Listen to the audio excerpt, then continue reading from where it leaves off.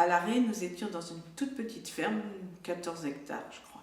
Et donc, on faisait de tout, des cochons, de la volaille, des vaches, bien sûr. Les vaches qu'on envoyait à l'abreuvoir tous les midis. Et quand les enfants, enfin, quand moi j'étais enfant, c'était souvent mon boulot, avec mon frère qui était 1 an plus jeune que moi, d'envoyer les vaches boire au ruisseau qui traversait l'exploitation, quoi. C'était notre rôle aussi, était d'aller garder les vaches. On les envoyait un petit peu plus loin, donc il fallait garder les vaches. Il n'y avait pas de clôture électrique. Et là, on se retrouvait tous les gamins. C'était génial, hein. J'ai un très bon souvenir de ça. On soignait les poules, on soignait les cochons aussi. Il fallait mettre les patates à cuire. On mettait les patates à cuire dans un gros chaudron. Il fallait faire du feu. On faisait un peu toutes les tâches. Il fallait se seconder. Donc on travaillait avec les parents. Mais moi, mon travail consistait, quand j'étais sur place, hein, et quand je suis revenue à l'école à Questembert, donc c'était de traire les vaches à la machine matin et soir. Et pendant les vacances, alors là, je vous dis pas, il fallait aller biner. Arracher l'herbe dans les choux et les betteraves. Alors à l'Arré, c'était des petits champs, mais arrivé à la Vraie Croix, c'était 3 hectares. Donc je vous dis pas, on était 15 jours là-dedans avec mes frères et puis quelques voisins quand même, ou des neveux, des cousins qui venaient aider, mais ça, c'était pénible. Quand on voyait nos mamans, et ma mère aussi, mais c'était comme ça, c'était pas que les hommes s'occupaient des bêtes, du cheval, enfin déjà, mais ils prenaient la pause, tandis que nous, et les femmes, c'était pareil, parce que quand on avait fini de faire les charretés de foin, les femmes y étaient, il fallait qu'elles viennent bien vite faire à manger. Il fallait qu'elles s'occupent des vaches, traire les vaches, parce que c'était souvent les femmes qui traillaient les vaches, les hommes ils traillaient pas les vaches. Donc il y avait tout ça à faire, et ils étaient toujours sous pression, en fait, ils couraient. Et c'est ça que moi je m'étais dit, jamais ça, quoi, jamais, c'est trop compliqué, on est un peu des esclaves, entre guillemets. Moi, je ne voulais pas cette vie qu'avait vue ma mère. Ma volonté, c'était donc de quitter le milieu agricole. Et en fait, j'ai rencontré un jeune qui me plaisait bien, et il était agriculteur. Le deal était, tu vas à la ferme, et moi je continue mon métier d'enseignante. Mais le soir, ou pendant les vacances, je regardais quand même par-dessus le talus. Puis quand on est amoureux ou amoureuse, on aime bien faire les choses ensemble, quoi. À l'époque, c'était très très rare que le mari travaille à la ferme et que la femme travaille à l'extérieur. Mais il y avait beaucoup de lait, donc on commençait à prendre de l'ampleur. Eh bien, il fallait décider, soit mon mari prend un salarié, soit moi je reviens. J'ai continué à enseigner pendant 3 ans. Mais bon, au bout de 3 ans, j'ai pris passion un peu pour ce métier-là. Mais tout en ayant la volonté de le changer.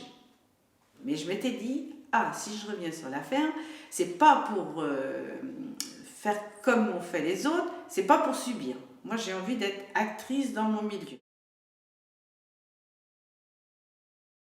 T'as arrêté de travailler? Je me disais, mais c'est pas possible, j'ai pas arrêté de travailler, j'ai changé de métier, mais c'était pas reconnu du tout, le métier d'agricultrice. Je me disais, mais un métier, ça s'apprend. Et donc, du coup, j'ai passé plus de temps à ce moment-là à faire des formations. Tout ce qui était alimentation, culture, c'était mon mari. Et moi, la traite des vaches, le suivi du troupeau, mais au niveau laitier, la qualité du lait et tout ça, c'était plutôt moi. Tout ce qui était secrétariat, comptabilité, ça a toujours été moi. Il y avait le métier et il y avait la famille. Et donc on s'organisait comme ça. Le matin, soit j'allais chercher les vaches ou c'était Bernard, ça c'était partagé. Je faisais la traite, je restais faire le nettoyage de la salle de traite et tout ça. Et c'est mon mari qui allait réveiller les enfants pour partir à l'école. Et après, on déjeunait ensemble, toute la famille, avec les enfants, avant qu'ils aillent prendre le car. Et le soir, 4h30, 5h, rebelote, quand les enfants arrivaient de l'école, le goûter ensemble. Et après, moi je retournais à la traite. L'arrivée du maïs en 70, ça a été une révolution. L'arrivée des vaches hollandaises, ça a été une autre révolution. Et donc les agriculteurs se sont modernisés. Alors, on a d'abord modernisé les exploitations et ensuite on a modernisé les maisons. C'était comme ça. L'outil de travail d'abord. D'où est venue donc les fameuses stabulations libres qui ont quand même simplifié le travail, 6 vaches par 6 vaches, donc on n'était pas très longtemps à la traite. L'arrivée de la TVA qui nous a obligés à tenir des comptes, enfin nous on tenait sur des petits carnets, hein, mais là il fallait une comptabilité vraiment conforme.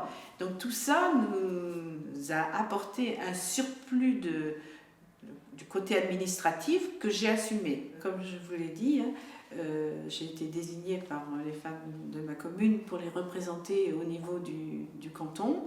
Ensuite, les femmes du canton m'ont désignée pour aller au niveau du département à la région et de la région au national. Donc j'ai eu le plaisir de porter la parole des agricultrices du local jusqu'au niveau national. Autant au départ je ne voulais pas de ce métier, autant j'ai terminé, j'ai eu du mal à le quitter. Franchement, je vous ai dit, hein, j'aimais bien les vaches, j'aimais bien la gestion de l'exploitation. Et c'est vrai que c'était pas tout à fait le même métier, parce qu'au départ c'était un état de vie, hein, où on vivotait comme ça, hein. Et pour terminer, enfin, j'ai eu l'impression vraiment que c'était un métier dans lequel on pouvait s'épanouir.